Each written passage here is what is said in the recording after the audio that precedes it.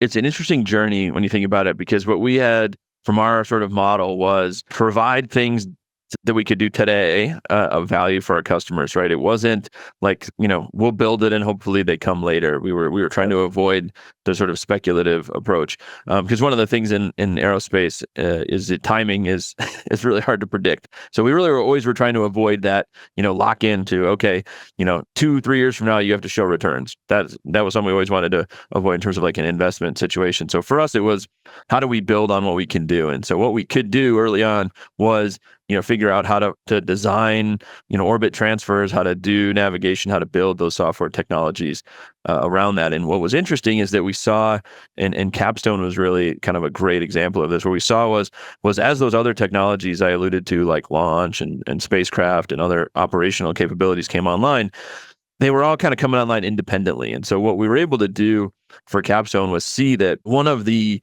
like critical enabling things that allowed us to send something the size of a microwave oven to the moon on a rapid schedule for sub $30 million was the actual orbit approach. So the thing that we happen to know a little bit about was the enabler to get a small spacecraft there. So the sort of standard approach we would have had a much bigger satellite, would have cost much more, factor of 3 or 4 at least in terms of cost and size, and that would have put it outside of the realm of, I think, what NASA would have found interesting. So for us, it was really those orbit designs, those novel operations that we were working on enabled the mission. And once we kind of realized that, and then we started to look around and see that, we had these options for launch and spacecraft and operations, we were then able to say, okay, well, with that enabling technology, in this case being the orbit transfer of all things, but with that enabling technology, we were able then to put together for NASA, in the case of Capstone, an end-to-end mission that we were able to go execute and continue to execute.